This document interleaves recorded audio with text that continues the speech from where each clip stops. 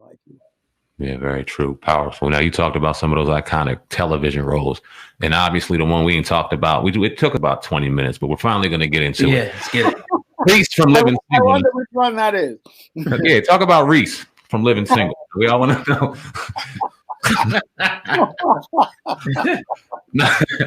Nah, man, obviously, Jeffrey, one of the most iconic roles you can ever play. Walk us through the Fresh Prince. Now, you got Janet Hubert, James Avery. You got who's my Alfonso Parsons. Yes, Kenneth Parsons. Tatiana Ali, and then of course Will Smith being a rookie on the set. Talk about auditioning and then looking at a young Will being the star of the show, but being the baby in the pup when it comes to acting. It really was interesting because I was actually working on an American play, an August Wilson play, the first London production of Joe Turner's Come and Gone in 1990 when this thing came up, and they sent me some stuff and said put it on tape, and I put it on tape. We put it on TWA. It went back. It came to America. Pardon me, they looked at it, came back, sent it back, said, can you ask him to do it this way, this way, this way? I did it, they sent it back. And this weekend, they said, can he be in America on Saturday? And my agent said, well, no, he can't because he's just about to finish the play. But once the play is finished, he can, he'll be with you. Can't he get an understudy? And it was like, I'm sure we don't have that system. He's contracted to the 14th of August, and that's how long it's going to stay. And they were kind enough to say, well, that's all right, we'll wait. So we finished the production, and the next day, the Sunday, I was on a plane to to Los Angeles. I was picked up and taken to a hotel in North Hollywood, and I walked into the room and the phone started ringing and everybody knew me and I knew no one.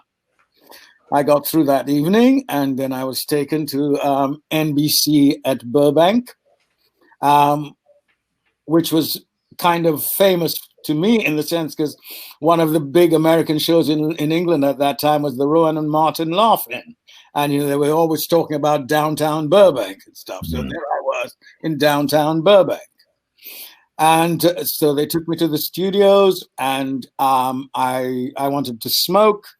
So I went outside and I lit my cigarette and I was smoking away. And there was this huge, little old me, this enormous guy standing next to me, and he's smoking as well. I said, how you doing, man? I said, oh, I'm fine, thank you. How are you? Oh, you're British. Okay. All right. Solid. So we talked. I'm Jospeh Marcell. I'm James Avery. I said, all right. So what you're here? I said, yeah, I flew in last night and they want to see me for this thing called The Fresh Prince of Bel-Air, but I don't know anything about it. He said, oh, they flew you in? I said, yeah. They flew you in? Yes. I kind of. Oh well, man. Oh shit. Well, forget it. You're in, man. If they flew you in, you're fine. You're fine.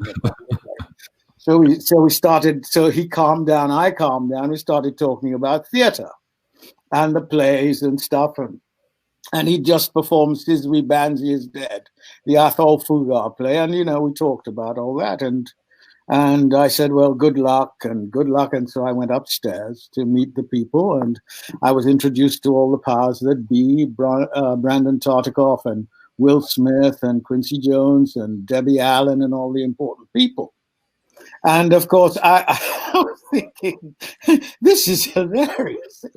It's when you have an out-of-body experience and you're kind of here looking at this thing, looking at yourself negotiate these things, trying to be interesting and stuff with people, and you're looking at yourself and you're thinking, oh my God, oh dear, this is funny.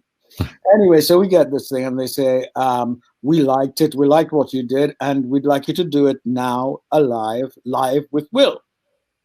And Will came and said, "What are you doing, man? We're kind of cool and we're doing it." And he says, "You're funny, man. You are funny." I said, "Oh, well, thank you very much." And so we're doing this thing, and it's going, and they're falling about, they're laughing and stuff. And then Will sort of diverts and adds some jokes and stuff, and I'm going, "I'm sorry.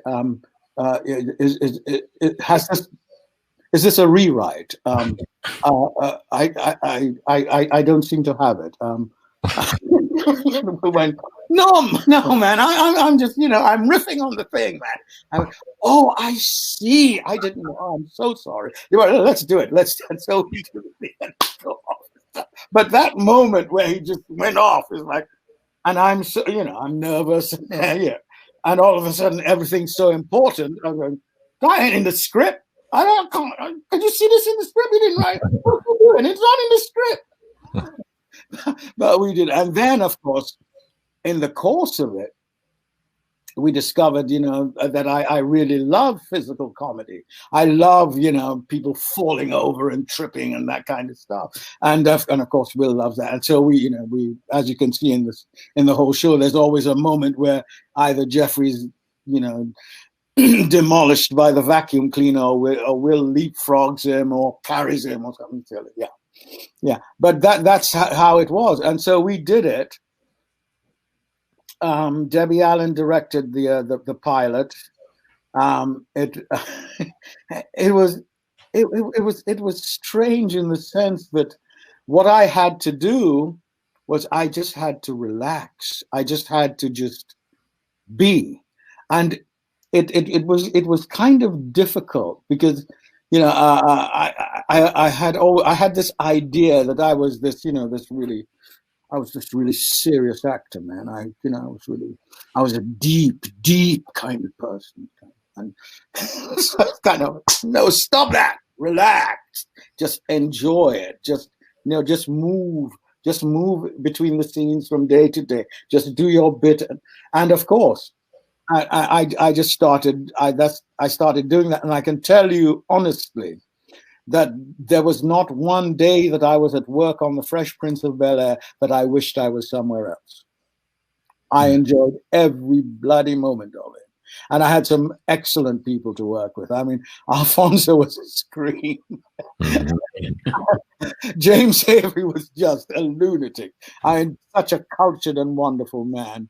And of course, the dear Karen Parsons, she was so helpful to me. I mean, she kind of helped me kind of just sit back and just be. And of course, as people got used to me, that I was not, I may have a strange accent, but I was just, I was a brother like everybody else. Life became better, even better. Yeah. Definitely. Talk about the chemistry. Did it take you guys a long time to develop that chemistry that you had, or was it kind of instantaneous? It wasn't quite instantaneous. It as you know, everybody except for Alfonso, I suppose, was new to that medium. We didn't have TVQ, but it happened. We did our first transmission. I think it was the 9th of September, 1990, or something like that. Anyway, around that time in September 1990. And we were. I think we were. Yes, we were contracted or penciled in for the first 7 episodes, and with the proviso that if it picks up, it'll go on. So that evening, when the show was transmitted,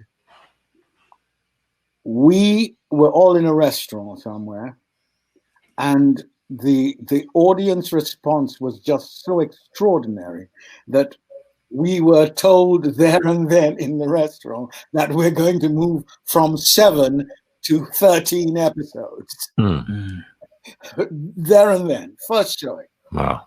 And then that's when we realized that's what kind of brought us together. made us understand that we have something special. Because by the time we'd finished the 6th episode, we were on 25. Wow. And we were in the top 5, that week, and that's what brought us together, and we could. Yes, it's true to say that we were not threatened by each other. We really enjoyed each other's company. There were some disruptions, but we're not in heaven. Nothing's perfect. But as perfect as it could be, we really got on well together. Yeah.